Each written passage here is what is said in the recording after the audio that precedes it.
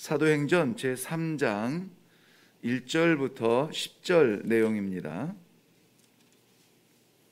사도행전 제3장 1절부터 10절 말씀, 우리 같이 한 목소리로 읽겠습니다. 시작. 제9시 기도 시간에 베드로와 요한이 성전에 올라갈새 나면서 못 걷게 된 이를 사람들이 메고 오니 이는 성전에 들어가는 사람들에게 구걸하기 위하여 날마다 미문이라는 성전문에 두는 자라. 그가 베드로와 요한이 성전에 들어가려 함을 보고 구걸하거늘 베드로가 요한과 더불어 주목하여 이르되 우리를 보라 하니 그가 그들에게서 무엇을 얻을까 하여 바라보거늘 베드로가 이르되 은과 금은 내게 없거니와 내게 있는 이것을 내게 주노니 나사렛 예수 그리스도의 이름으로 일어나 걸으라 하고 오른손을 잡아 일으키니 발과 발목이 곧 힘을 얻고 뛰어 서서 걸으며 그들과 함께 성전으로 들어가면서 걷기도 하고 뛰기도 하며 하나님을 찬송하니 모든 백성이 그 걷는 것과 하나님을 찬송함을 보고 그가 본래 성전 미문에 앉아 구걸하던 사람인 줄 알고 그들에게 일어난 일로 인하여 심히 놀라게 여기며 놀라니라. 아멘. 자, 이 놀라운 일을 우리 사모하며 이 시간에 먼저 기도하겠습니다. 하나님 아버지, 감사합니다. 저희들의 연약하고 미약하며 저희들의 부족함을 깨우시고 오늘 새로운 능력으로 살아가게 하시며 걷고 뛰며 찬양할 수 있도록 기회를 주시는 아버지, 감사합니다. 오늘도 주시는 말씀에 의지하여서 내 능력, 내 삶이 아니라 주 예수 그리스도의 능력, 주 예수 그리스도의 삶을 살아갈 수 있는 귀한 성도들이 되게 하여 주시옵소서. 감사드립니다. 예수님의 이름으로 기도하옵나이다. 아멘. 네, 너무 잘 아는 말씀입니다. 너무 잘 아는 말씀이어서 우리가 소홀하게 여기기 쉬운데 너무 잘 아는 말씀을 우리는 너무 잘 지켜야 합니다. 이것을 우리가 기억 저편에 희미하게 알고 있는 것이 아니라 우리 삶 가운데 간증처럼 나타나는 우리의 이야기가 되었으면 좋겠습니다. 성전, 우리에게 성전은 어떤 곳입니까? 성전은 당연히 예배하러 올라오는 것이죠. 그런데 이 예배드리러 올라와야 한다라고 하는 우리의 신앙, 우리의 믿음, 이 기준과 질서가 많이 흔들리고 희미해졌습니다. 성전에 올라가서 예배한다, 예배 드린다라고 하는 것은 나 자신이 하나님의 것임을 고백하는 것이고 하나님께 드리는 것입니다. 마치 10의 1조를 드리면서 요 한 조각이 아니라 내게 주신 전부가 하나님의 것입니다 라는 그 고백으로 10의 1조를 드리는 것입니다. 주일에 우리가 정하여서 예배 드리러 올라오고 주일 하루를 온전히 하나님께 드리는 것은 우리 삶의 한 토막, 일주일에 7일간의 한 토막을 드리는 것이 아니라 나의 삶, 나의 생애가 하나님의 것입니다 라고 고백하는 그러한 고백이 예배의 현장이고 자리입니다. 그렇기 때문에 성전은 우리가 하나님 앞에 예배를 드리러 올라오는 것이고 나의 삶의 전부가 하나님의 것입니다, 받아 주옵소서 우리를 드리는 자리예요. 예배는 하나님께 드린다는 것은 인식하는데 교회에서는 왠지 우리가 뭔가를 받아야 된다라는 생각을 많이 합니다. 은혜가 안 된다 그러면은 오늘 예배는 망친 것 같아요. 내게 뭔가 감동이 없다 그러면은 뭔가 아닌 것 같아요. 그리고 내가 가지고 있는 문제들이 해결이 되어야 되는데 문제가 가시적으로 해결이 안 된다 그러면은 뭔가 실패한 것 같단 말이죠. 그런데 그런 것이 아니라 성전은 하나님 앞에 예배드리는 장소이며 나의 삶을 드리는 자리이다. 이런 것들이 인식이 되어져야 바로 돌아서야 돼요. 이것이 균형인데요, 균형이 무너진 신앙이 얼마나 많은지 모릅니다. 오늘 이 본문에서도 그 신앙의 균형이 바로 세워진 사람과 신앙의 균형이 무너진 사람을 볼 수가 있습니다. 성전을 어떠한 용도로 쓰느냐? 예배하러, 기도하러, 하나님께 삶을 드리기로 작정하며 이 전도의 사명을 감당하는 베드로와 요한은 정한 시간에 기도하러 올라가고 있습니다. 그런데 한 사람, 오늘 이 성경에서 우리가 눈여겨볼 만한 사람은 누구냐? 바로 그 미문에 앉아서 구걸하는 사람이었습니다. 성전에 들어가고 싶은 마음이 있는데 못 간다는 내용은 보이지 않아요. 그저 성전에 오는 이유가 무엇이었느냐? 구걸하는 거예요. 뭔가를 좀 얻으려는 것입니다. 왜냐하면 그도 그럴 것이 4장 22절에 보면은 40여 세가 되었다, 40살이 넘은 사람인데요, 날 때부터 걷지 못하는 거예요. 여기 날 때부터라고 해석을 했지만은 본래 의미는 어머니의 태중에서부터라는 말이에요. 그러니까 근본적으로 걸을 수 없는 존재로 태어난 철저한 전적인 무능의 존재로 태어난 거예요. 그러니까 거기에 익숙한 겁니다. 나는 할 수 있는 것이 없어요. 그러니 나는 받아 먹고 살아야 되는 사람입니다. 구걸하는 그러한 존재로, 구걸하는 사람으로 성전에 올라오고 있습니다. 그것도 성전 안으로 들어가지 못합니다. 미문이라 하는 곳에 앉아서 성전을 들락달락 하는 사람들한테 어떠한 사랑의 마음을 구걸하는 것이에요. 그 미문이라는 뜻이, 그 이름의 뜻이 뭡니까? 그야말로 아름다운 문이거든요. 아름다운 문.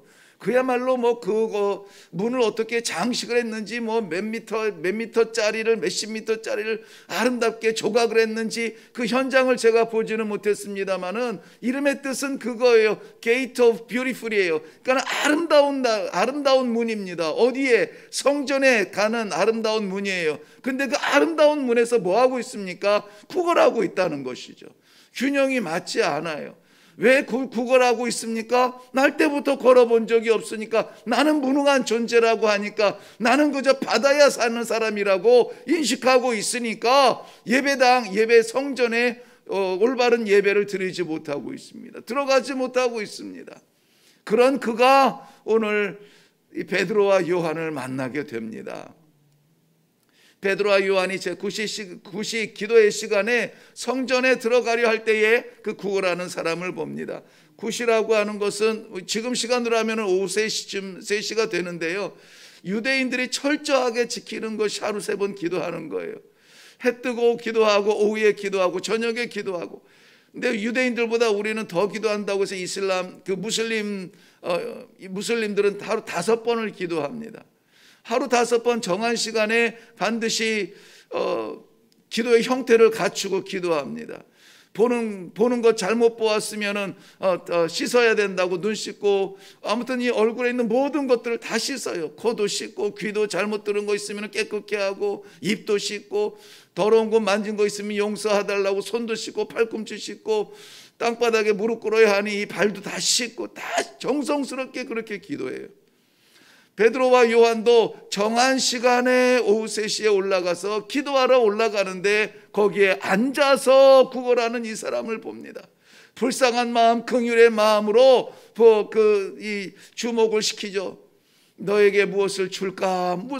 우리에게 뭔가를 주고, 너도 너에게 주고, 우리도 우리의 마음을 편안하게 기도의 자리에 나갈 때 긍휼을 베풀었음에 대한 어떤 감격이 있으면 좋겠는데, 여기 구걸하는 사람도 아니나 다를까 무엇을 혹시 얻을까 하여서 자기를 주목하며 부르는 베드로와 요한을 봅니다.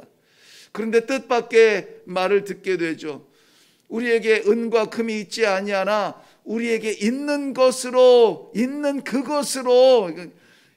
것이라고 하는 것이, 있는 그것이라고 하는 게 요거 하나가 딱 정해진 것인데, 이것밖에 없는데 이것을 너에게 주노니 나사렛 예수 그리스도의 이름으로 일어나 걸으라 라고 말씀을 하심으로 말미암아 그의 손을 잡고 일으킬 때에 태중에서부터 걸어본 적이 없는 이 안진뱅이, 구걸하는 사람이 발목에 힘을 얻고 일어나서 걷게 되는 것이죠.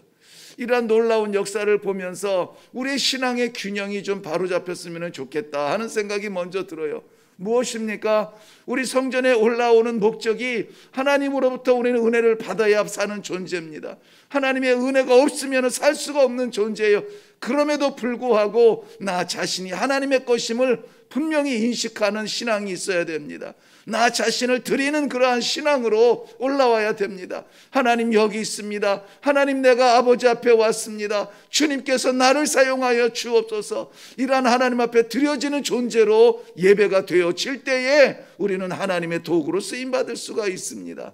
그게 아니면 우리는 습관적으로, 인간적으로, 본질적으로 우리를 채우기를 원합니다.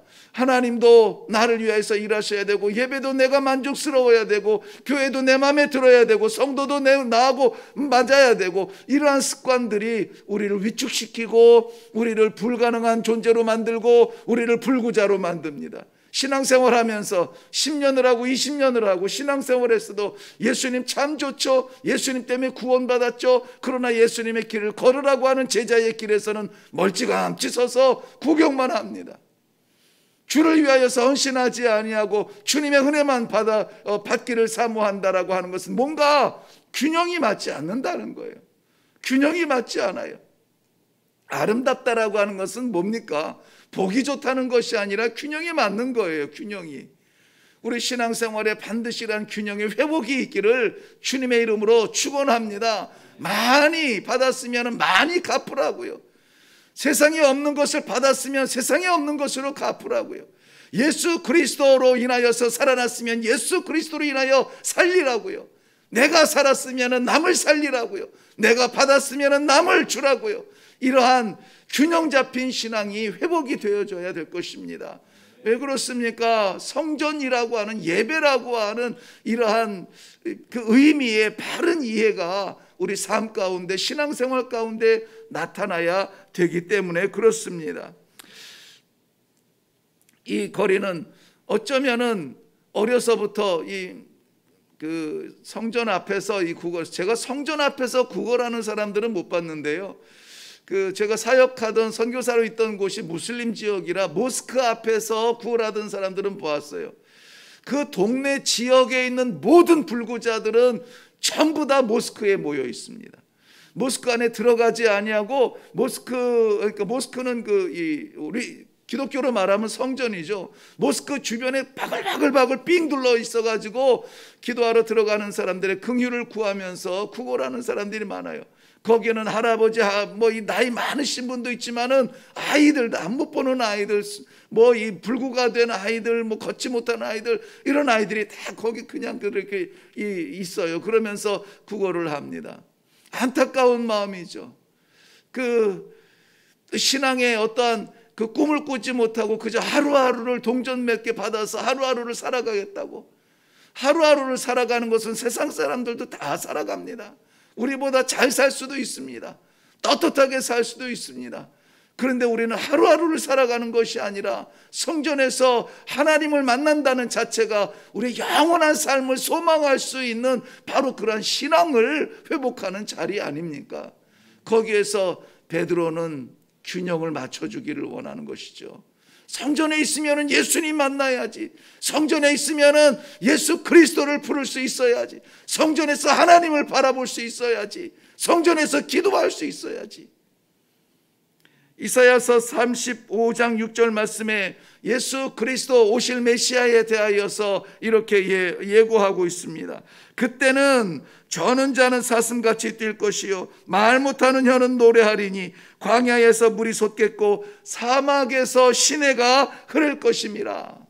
이러한 영적인 시원한 이런 해결이 일어나고, 좌절하고 절망하며 생명의 가치 없던 우리에게 예수 그리스도 이름 때문에 다시 일어나고 소망하며 하나님의 나라를 바라볼 수 있는 능력 있는 사람으로 거듭나는 그 자리, 바로 예수님 만나는 그 자리입니다. 그렇기 때문에 저는 오늘 이 말씀을 통하여서, 이거는 너무나 잘 아는 말씀인데요, 무엇을 우리 성도들과 나누고 기도해야 되는가, 이 생각이 들더라고요. 어쨌든 성전에 있어야 되겠다. 성전 언저리에 있든 성전 미문에 걸터 앉아있든 어쨌든 성전에 있어야 되겠다. 우리의 사랑하는 사람들이 성전에서 어쨌든 주의 사람을 만나든 주의 복음을 만나든 예수 이름을 들어야 되겠다. 예수 그리스도로 말미암아 두 다리에 새 힘을 얻고 일어나 걸을 수 있는 그런 회복이 일어나기 위하여서 어쨌든 성전에 있어야 되겠다. 오늘 이 아침에 우리 기도할 때에 많은 간절한 기도의 제목이 있겠으나 우리 사랑하는 사람들, 우리의 가족들, 우리의 친지들, 우리의 자녀들, 우리의 부모님들 어쨌든 성전에서 하나님 앞에 예배드리는 이 신앙의 균형이 맞도록 하나님 은혜를 베풀어 주옵소서. 동전으로 채워진 인생의 부요함이 아니라 예수 그리스도로 인하여서 채워진 하나님 나라의 백성으로 다시 날 수 있도록 주님 은혜를 베풀어 주시옵소서.